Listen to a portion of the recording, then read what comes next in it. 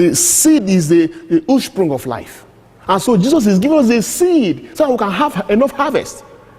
But the devil comes after the seed. So if he tries to make you forget it, that he may see the word and you don't, then he leaves you. He now makes your heart to be not to be docile again. Your heart gets hardened. And so when the pressure of life comes upon you, you lose taste of the word of God. And then by so doing, the word of God is crushed out of your life. But under pressure, if you are able to keep the word, you refuse to compromise. You are being pressed to compromise. You are being made to lie in an office, or you are being made to take a stand that is not in congruence with the word of God, and you're able to resist. You're able to resist. You're able to resist. You refuse to bend, like the 3 Hebrew boys who were in Babylon. When the king was telling them, you refuse to bow to my statue, I'm going to throw into the fire. And they told the king, oh king, as for this case, it's a settled case. It's not negotiable. We shall not bow. We know our God is able to save us. But even though he doesn't save us, we shall not bow. We shall not bow. We're not bending. And they resisted in that pressure, in the face of death, in the face of difficulty.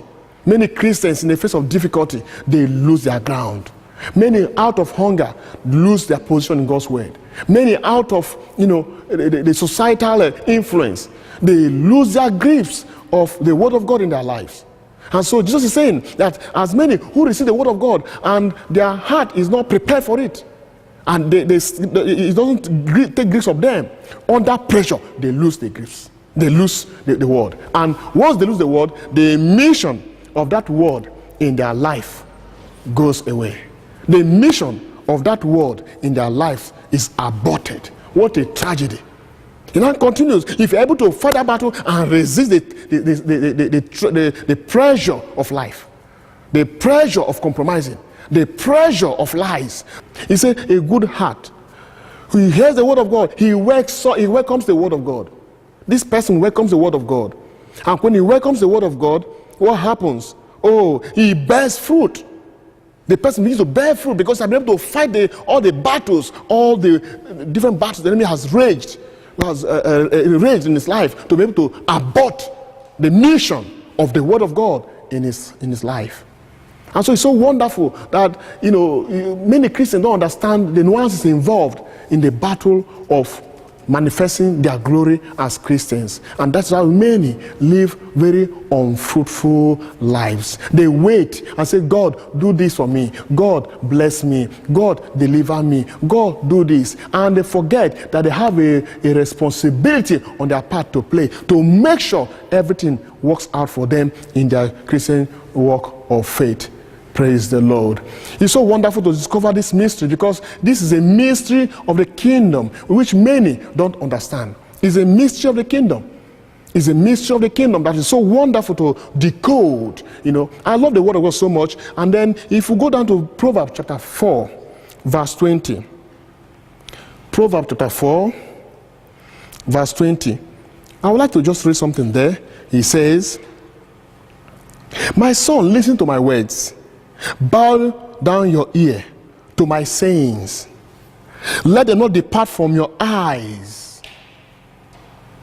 Keep them in the midst of your heart. Keep them in the midst of your heart. Load them in your heart. Load them in your heart. For they are life to those who find them.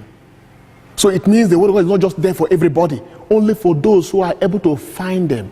Those who struggle and find the word of God. That word they find becomes life unto them. For they are life to those who find them, and health to all their flesh.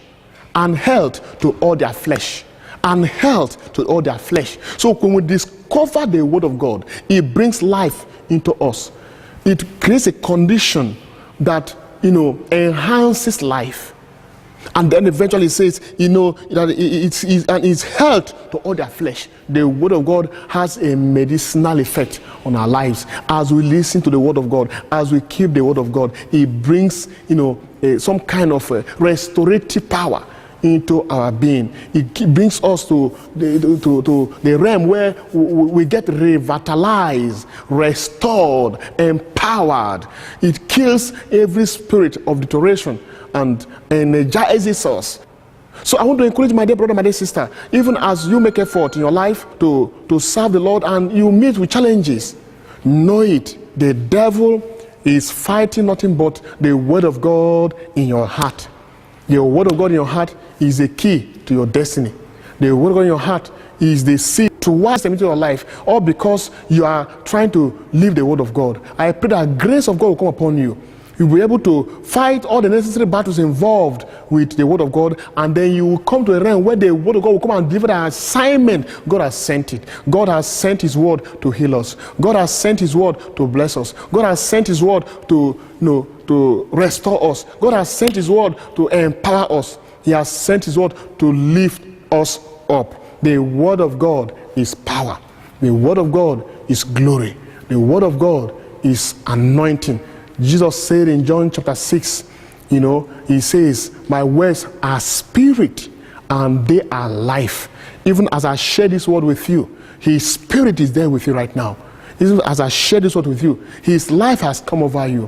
Whatever may be your lost battles, God is bringing you back to victory again in the name of Jesus Christ. Whatever is causing blindness in your life, that is trying to distract you from the word of God, whatever word the enemy is waging your life to suffocate the word of God, not to accomplish the task that God has sent it into your life to be made manifest. I join faith with you, and we resist the works of darkness. We resist his attacks upon our lives. We resist his coming to our heart to come and steal the word of God. Every spirit of forgetfulness and ignorance and religiosity, and every spirit of hypocrisy to be taken away, and then we shall move forward to serving God faithfully in the name of Jesus Christ. The mission of God's word must be made manifest upon your life.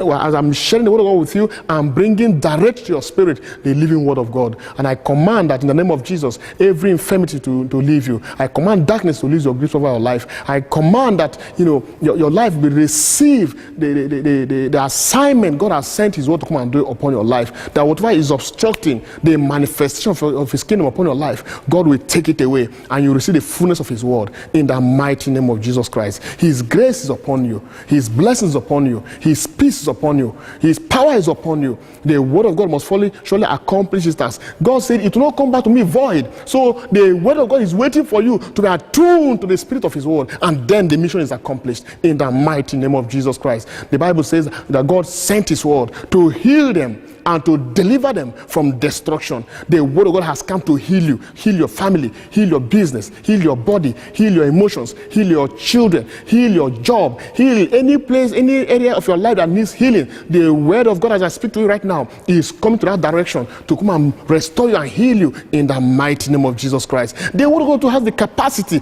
to deliver you from destruction.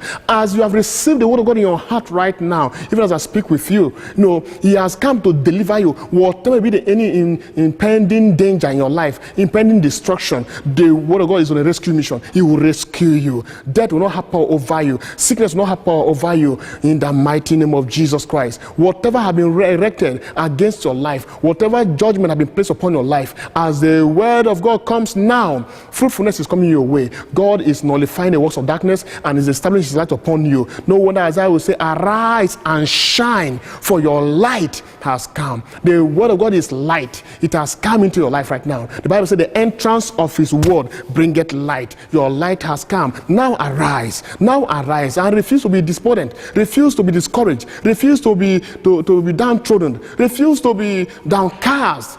Lift yourself up in God. Look unto him. The Bible says, look unto Jesus, the author and the finisher of our faith. He looked up to God, and God did not abandon him. God will not abandon you. I bless you, and I ask the grace of God to be mighty upon your life, in the name of the Father, and of the Son, and of the Holy Spirit. Amen.